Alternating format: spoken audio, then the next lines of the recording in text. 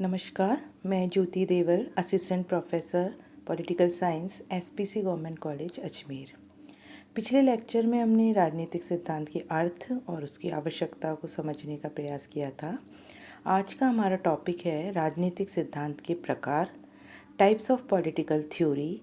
आज हम देखेंगे कि राजनीतिक सिद्धांत जो हैं वो कितने प्रकार के होते हैं और उनकी क्या विशेषताएं हैं। राजनीतिक सिद्धांत जो हैं वो दो प्रकार के होते हैं। पहला होता है परंपरागत या पुरातन राजनीतिक सिद्धांत, जिसे इंग्लिश में हम क्लासिकल पॉलिटिकल थ्योरी कहते हैं। दूसरा है आधुनिक या समकालीन राजनीतिक सिद्धांत, जिसे हम मॉडर्न या कंटेम्प्रेरी पॉलिटिकल थ्योरी कहते हैं। सबसे पहले हम परंपरागत राजनीतिक सिद्धांत की बात करेंगे। परंपरागत राजनीतिक सिद्धांत जो हैं वो सिद्धांत कल्पना और चिंतन पर आधारित होते हैं और इसमें ये जो सिद्धांत हैं ये अपने प्रतिपादक के व्यक्तित्व और दृष्टिकोण से प्रभावित होते हैं।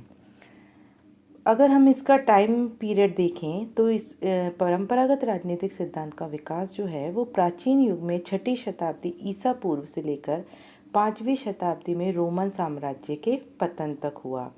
इसके अंतर्गत बहुत से यूनानी एवं रोमन विचारक जैसे प्लेटो, अरस्तु, सोलन, पैराक्लीस, सेंट ऑगस्टाइन आदि सभी के विचार जो हैं वो शामिल किए जाते हैं। सरल शब्दों में अगर यदि हम कहें तो व्यवहारवादी क्रांति से पूर्व के जितने भी विचार सिद्धांत हैं वो सब परंपरागत राजनीतिक सिद्धांत के श्रेणी में आते हैं। अब अगर हम इसकी विशेषताएं देखें तो सबसे पहली जो विशेषता है वो है कि परंपरागत राजनीतिक सिद्धांत जो है वो कल्पनात्मक और आदर्शात्मक होते हैं। इसका मतलब है कि परंपरागत राजनीतिक सिद्धांत में जो भी राजनीतिक चिंतक है उसके मन में, उसके दिमाग में, उसके मस्तिष्क में कोई कल्पना कर ली जाती है और फिर उसको उस कल्पना के आधार पर उस आदर्श को एक संरचनात्मक रूप दिया जाता है। फॉर एग्जाम्पल हम प्लेटो के आदर्श राज्य की बात करते हैं। प्लेटो ने पहले एक दार्शनिक राजा की कल्पना की और उसके बाद वो उसका आदर्श राज्य का निर्माण करता है। यानी जो परंपरागत राजनीतिक सिद्धांत है उसकी सबसे मुख्य विशेषता जो है वो ये है कि कल्पनात्मक होते हैं, कल्पना पर आधारित होते हैं।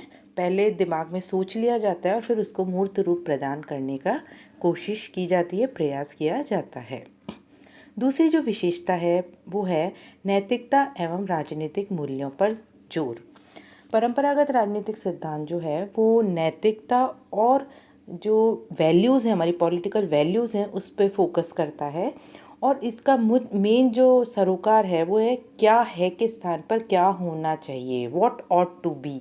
यानी परंपरागत राजनीतिक सिद्धांत जो है वो नैतिकता की बात करता है और हमेशा क्या होना चाहिए एक आदर्श प्रस्तुत करने के प्रयास करता है और इसी कारण ये राजनीति को नीति शास्त्र से संबंधित मानता है और इसका जो मुख्य कार्य है वो होता है नैतिक निर्णय देना।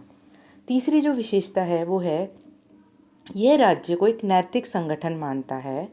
ये राज्य को उच्चतम जीवन के लिए जरूरी मानता है।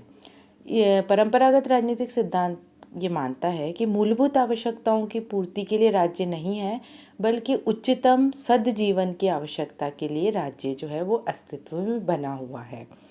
अरस्तु की फेमस कोटेशन है कि राज्य का अस्तित्व सद्जीवन के लिए है, मात्र जीवन के लिए नहीं। कहने का मतलब है कि राज्य में रहकर ही हम अपना ओवरऑल डेवलपमेंट, सर्वोत्तम विकास जो है वो राज्य के द्वारा ही किया जाता है।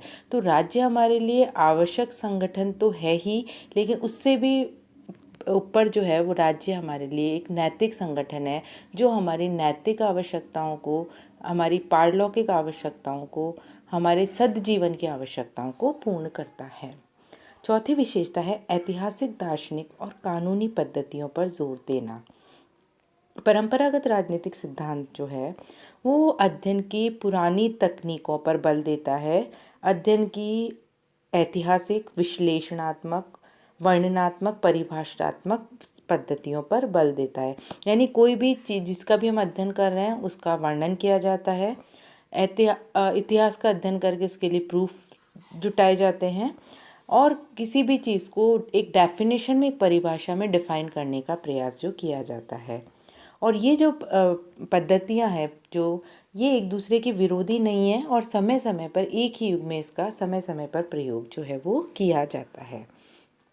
पांचवी विशेषता जो है वो ये है कि परंपरागत राजनीतिक सिद्धांत जो है वो औपचारिक, संवैधानिक और कानूनी तुलनाओं पर बल देता है। इसका मतलब है कि परंपरागत राजनीतिक से ये सिद्धांत ये मानता है कि हमें बहुत सारे विकल्प होने चाहिए और उन विकल्पों के बाद ही हमें उस अध्ययन करना चाहिए, उसकी विशद व्याख्या करनी चाहिए और उसके बाद ही हमें एक निष्कर्ष पर पहुंचना चाहिए। अरस्तू का जो शासन व्यवस्था का यदि हम रूप एग्जाम्पल लें तो अरस्तू राजतंत्र, कुलीन तंत्र, लोकतंत्र और फिर उसके भी शुद्ध और विकृत रूपों का वर्णन करता है और उसके बाद वो एक आदर्श व्यवस्था की बात करता है। यानी पांचवी विशेषता है जो वो है कि जो अध्ययन जो है उसमें अध्ययन जो है वो कंपैरेटिव होना चाहिए, औपचारिक, संवैधानिक और कानूनी तुलनाओं पर आधारित होना चाहिए। इस प्रकार परंपरागत राजनीतिक सिद्धांत जो है, निष्कर्ष में हम ये कह सकते हैं कि परंपरागत राजनीतिक सिद्धांत कल्पना पर आधारित होते हैं, ये प्राचीन पद्धतियों पर बल देते हैं, ये नैतिकता पर आधारित होते हैं, राज्य को एक नैतिक संगठन मानते हैं और ये कंपैरेटिव स्टडी पर फोकस करते हैं। राजनीतिक सिद्धांत जो है क्योंकि कल्पना पर आधारित थे, तार्किक नहीं थे, इसके कारण इसकी आलोचना भी की जाती है और फिर आता है नया सिद्धांत जिसे हम आधुनिक राजनीतिक सिद्धांत के नाम से जानते